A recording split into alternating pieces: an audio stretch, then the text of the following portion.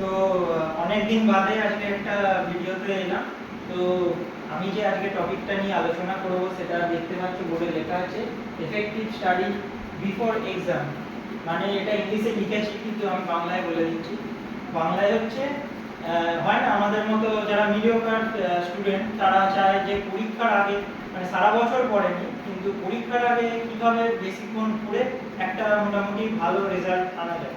ঠিক আছে, তো তো তার জন্য আজকের এই ভিডিও।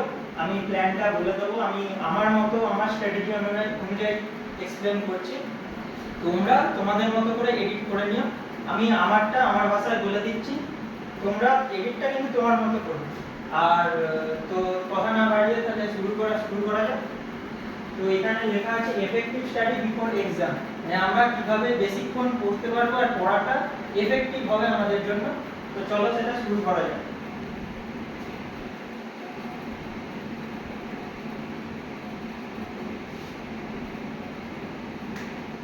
তো ধরে নাও তোমরা দিন থেকে ধরে নাও 7টা কি 7:30টায় উঠলে।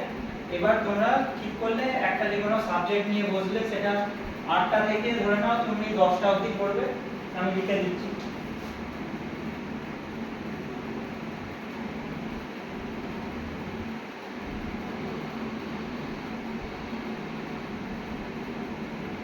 আটটা থেকে 10টা, তার মানে টোটাল ক ঘন্টা হলো?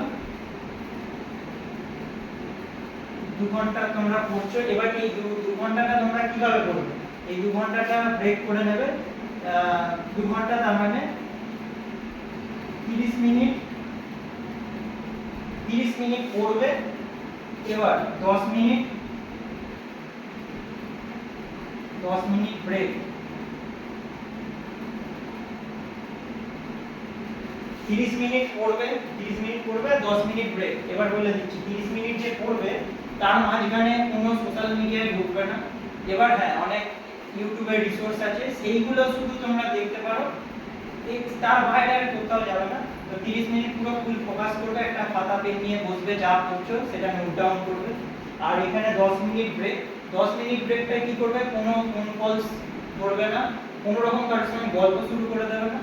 তো তোমরা নিজেদের মতো করে ব্রেনটাকে রিল্যাক্স করতে পারো, যাতে পরের 30 মিনিট মানে ফোকাস করতে পারো পড়াশোনাটা। ঠিক আছে, তো এই 10 মিনিটে কোনো সোশ্যাল মিডিয়াতে ঢুকবে না। তো হয়ে গেল, প্রথমে 8টা থেকে 10টা পড়লে, তারপরে 30 মিনিট এইভাবে জেনে নেবে তোমরা। 30 মিনিট পড়বে, 10 মিনিট ব্রেক নেবে, হয়ে গেল।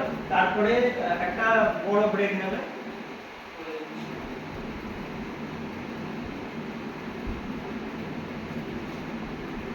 ধরে নাও 1 ঘন্টার একটা বড় ব্রেক নিলে। এবার 1 ঘন্টার ওই ব্রেকে তুমি উঠে এদিক ওদিক ঘুরতে পারো, বন্ধুদের সঙ্গে কথা বলতে পারো, রিল্যাক্স নিজের মানে ব্রেনটাকে করতে পারো। সেটা তুমি সোশ্যাল মিডিয়াতেও চাইলে ঢুকতে পারো, সেটা তো কোনো প্রবলেম নেই। এবার তোমরা 1 ঘন্টা ব্রেক নিয়ে নিলে, 10টা অবধি পড়েছো, তারপর 1 ঘন্টা ব্রেক, তারপর তুমি শুরু করতে পারো 11টা থেকে। লিখে দিচ্ছি 11টা থেকে তুমি পড়বে আবার 1টা অবধি, মানে ওই 2 ঘন্টা ধরেই বলছি।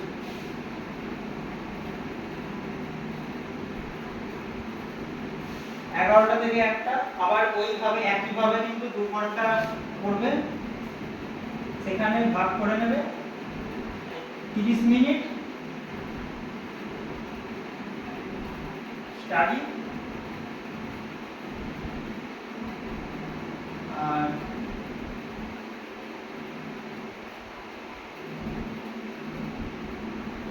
10 মিনিট ব্রেক।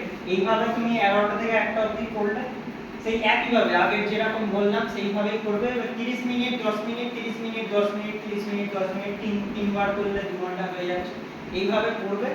এবার তোমাদের দুপুরে এবার চান করবে, লাঞ্চ ব্রেক একটা হবে।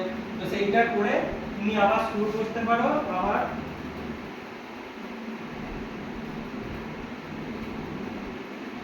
আবার শুরু করতে পারো। কটা অবধি পড়লে? 1টা অবধি পড়লে, তারপরে ব্রেক নিলে, একটা 1.5 ঘন্টার ব্রেক নিলে, ধরে নাও কটা হলো? 3:30। 3:30 থেকে তুমি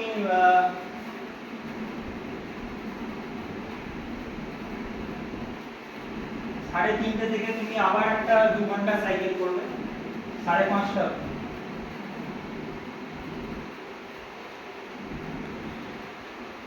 এবার সেখানেও ওই একইভাবে করবে 2 ঘন্টা, 30 minute 10 minute 30 minute 10 minute 30 minute 10 minute এইভাবে করবে। এবার বিকালে আমি বলবো না একদমই বাড়িতে বসে থাকা উচিত, পড়া উচিত, বেরিয়ে যাবে বাড়ি থেকে খেলতে যাও কোথাও whatever, তো সেটা নিজেদের টাইম মতো একটু এগিয়ে নিয়ে অ্যাডজাস্ট করে নেবে। তো আমি এখানে বলে দিলাম 3:30 থেকে 5:30 অবধি আবার করলে একইভাবে 30 মিনিট 10 মিনিট করে, তারপরে 1 ঘন্টার জন্য তুমি বাইরে থেকে ঘুরে এলে বা খেলতে গেলে যেটা করলে, তারপরে বাড়ি এসে আবার 7টা থেকে তুমি শুরু করবে বসতে।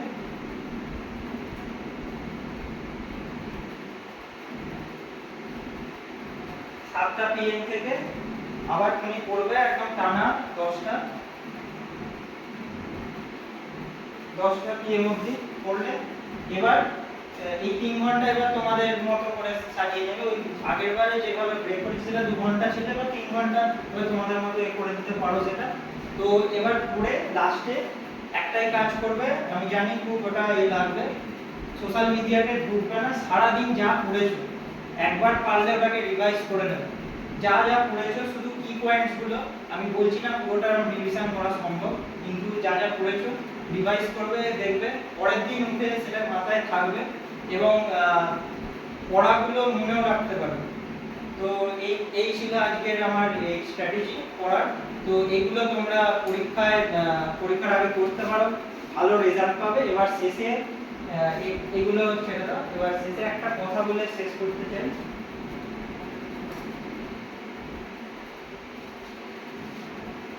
আমরা একটা পড়ানোর প্ল্যান করছি, তো আমি আমার টিম এখনো তৈরি হয়নি, এবার সেই টিমটা তৈরি করবো। আমরা ক্লাস 9 আর 10 পড়াবো ঠিক করেছি, ওয়েস্ট বেঙ্গল বোর্ড। এবার সেখানে ফিসটা এবার কথা বলে আমরা করবো। আপাতত এখন অনলাইনে হবে, তো তোমরা চাইলে সেটার জন্য নামটা লিখিয়ে রাখতে পারো। এখানে একটা দেখতে পাচ্ছ নাম্বার দেওয়া আছে, আমি তাও লিখে দিচ্ছি।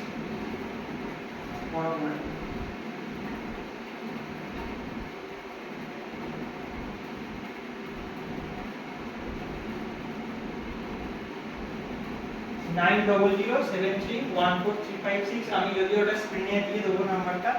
এবার তোমাদের একটাই কাজ, ওই নাম্বারটাতে ফোন করে জাস্ট ক্লাস 9 কি 10 ওয়েস্ট বেঙ্গল বোর্ড হতে হবে, তো নামটা জাস্ট লিখিয়ে রাখতে পারো।